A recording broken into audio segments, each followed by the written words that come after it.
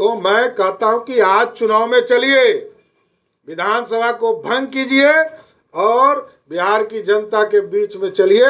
जनता आपको पूरा हिसाब चुका देगी। लालू जी की उत्पत्ति भाजपा के कृपा से हुई है, तो उनको क्या बोलने का अधिकार है। लालू प्रसाद जी इतिहास के पन्ने में रहे हैं और इतिहास के पन्ने में ही आगे के दिनों में रहेंगे।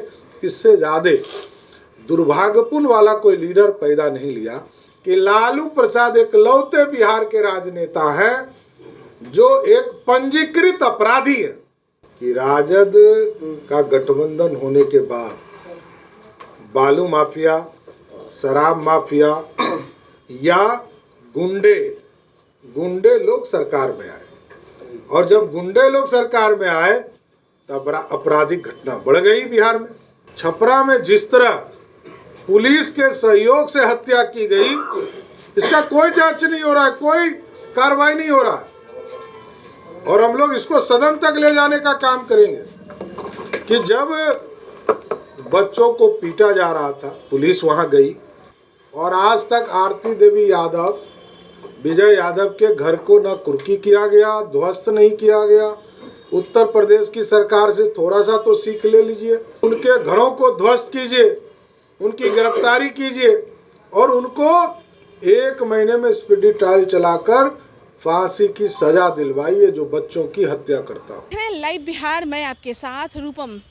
सम्राट चौधरी बीजेपी कार्यालय आते हैं और बीजेपी कार्यालय जैसे ही वो आए, पत्रकारों का सवाल तो लाजमी बनना था, क्योंकि तेज प्रताप भी कल जो बीजेपी के बारे में जो कह रहे थे कि उन्हें जंगल राज जो दिख रहा है, आज गठबंधन का जो राज आया है, जंगल राज दिख रहा है, उसके लिए एक अलग तरह के चश्मा बीजेपी के लिए वो बना रहे हैं। तो सम्राट चौधरी भी कहाँ चुप रह सकते थे, उन्होंने भी गठबंधन पे निशाना साधते हुए बड़ी बात कह दी है। वो कह रहे हैं कि आज भले ही जदयू और आरजेडी दोनों गलबहियाँ किए हुए हैं, लेकिन यही जदयू जो है वो कल ये कहते नजर आ रही थी कि मुख्यमंत्री जो पूर्व मुख्यमंत्री रह चुके हैं लालू यादव, ये पंजीकृत अपराधी हैं। यही एक बिहार में ऐसे नेता हैं जो पंजीकृत अपराधी हैं और लालू यादव के बारे में और मैं क्या कुछ कहूँ, लेकिन बहुत बड़ी बात कहते हुए बहुत कुछ कह दिया है। क्या कुछ कहा है, पहले वो आप सुन लीजिए।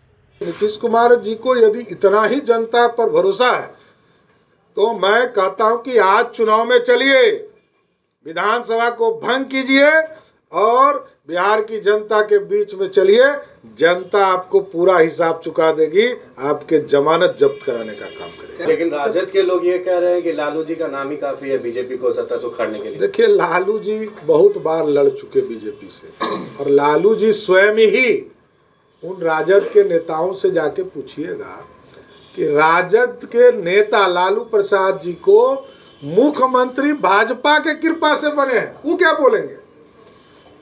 लालू जी की उत्पत्ति भाजपा के कृपा से हुई है, तो उनको क्या बोलने का अधिकार है। तेज प्रताप यादव कह रहे हैं कि लालू राज है। लालू प्रसाद जी इतिहास के पन्ने में रहे हैं और इतिहास के पन्ने में ही आगे के दिनों में रहेंगे। इससे ज्यादा दुर्भाग्यपूर्ण वाला कोई लीडर पैदा नहीं लिया। जो पहला लीडर हैं, जो जनता दल यूनाइटेड के द्वारा बताया गया था कि ये पंजीकृत अपराधी हैं, ये जदयू ने कहा। तो मैं जेडीयू की बात को दोहरा रहा हूं कि जनता दल यूनाइटेड के लोग कहते थे कि लालू प्रसाद एकलौते बिहार के राजनेता हैं जो एक पंजीकृत अपराधी है। अब इसमें क्या कहना है, जो पंजीकृत अपराधी स्वयं हो उस पर क्या बयान देना। एक सवाल है, आप बोल रहे हैं वही बात उपेंद्र कुशवाहा भी बोल रहे हैं। उपेंद्र कुशवाहा ने कहा है कि अगर मुख्यमंत्री बन जाएंगे तेजस्वी यादव तो बिहार में लालू राज आ जाएगा, जंगल राज लौट जाएगा। क्या उपेंद्र कुशवाहा बीजेपी के पक्ष में है? देखिए, गुंडा राज स्थापित होता है। मैं बार बार कहता हूँ कि राजद का गठबंधन होने के बाद बालू माफिया, शराब माफिया या गुंडे लोग सरकार में आए और जब गुंडे लोग सरकार में आए तब आपराधिक घटना बढ़ गई बिहार में, क्योंकि वो लोग टिकट किसको दिए। देखिए, एक जगह अपराधी को टिकट दिए, 2 जगह शराब माफिया को टिकट दिए। तो इसी तो प्रमाण होता है कि जो महागठबंधन के लोग हैं वो अपराधी को वो गुंडों को, वो शराब माफिया को और वो बालू माफिया को बढ़ावा देने का काम। क्या उपेंद्र कुशवाहा बीजेपी के संपर्क में हैं, उस तरह का बयान दे रहे हैं?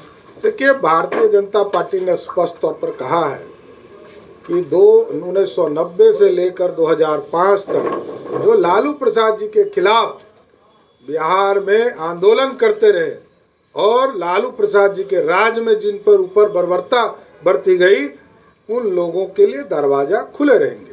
छपरा कांड पर कोई गिरफ्तारी नहीं कर रही है।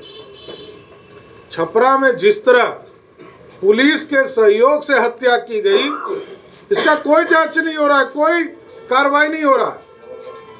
और हम लोग इसको सदन तक ले जाने का काम करेंगे कि जब बच्चों को पीटा जा रहा था, पुलिस वहां गई, पुलिस ने नाम पता लिखा और फिर पीटते रहा। और आज तक आरती देवी यादव, विजय यादव के घर को न कुर्की किया गया, ध्वस्त नहीं किया गया। उत्तर प्रदेश की सरकार से थोड़ा सा तो सीख ले लीजिए। दिव्यांगों को तो पेंशन नहीं है दे रहे हैं आप, कम से कम जो हत्यारे लोग हैं उस पर तो कार्रवाई करें उत्तर प्रदेश की सरकार के तर्ज पर, कि उनके घरों को ध्वस्त कीजिए, उनकी गिरफ्तारी कीजिए और उनको 1 महीने में स्पीडी ट्रायल चलाकर फांसी की सजा दिलवाइए जो बच्चों की हत्या करता हो। तो बिहार की सरकार से पूरा विश्वास उठ गया और अब तो पता ही नहीं चल रहा है कि मुख्यमंत्री कौन है, कि सुपर मुख्यमंत्री को चीने कि मुख्यमंत्री को चीने। भैया सिंगापुर से जो आए हैं उनसे पूछ के ही लोग कुछ बताएंगे। तो आपने सुना सम्राट चौधरी क्या कह रहे हैं। साथ ही साथ सम्राट चौधरी ने यह भी कह दिया है, ये भी वो कह रहे हैं कि लालू यादव ऐसे नेता हैं जो जिन्हें बीजेपी ने उत्पत्ति की है। आप जाइए आरजेडी के कार्यकर्ताओं से, उनसे भी आप जान सकते हैं, उनसे भी अगर पूछिएगा तो आपको यही मालूम चलेगा कि लालू यादव की उत्पत्ति जो है वो बीजेपी से ही हुई है। चलिए हम अब आरजेडी में भी जाते हैं, उन लोगों से भी बातें करने की कोशिश करते हैं, उन लोगों से भी जानने की कोशिश करते हैं कि इसमें कितना सच्चाई है। तब तक के लिए आप बने रहें लाइव बिहार के साथ। धन्यवाद। लाइव बिहार यूट्यूब पर सब्सक्राइब और फेसबुक पर लाइक जरूर करें।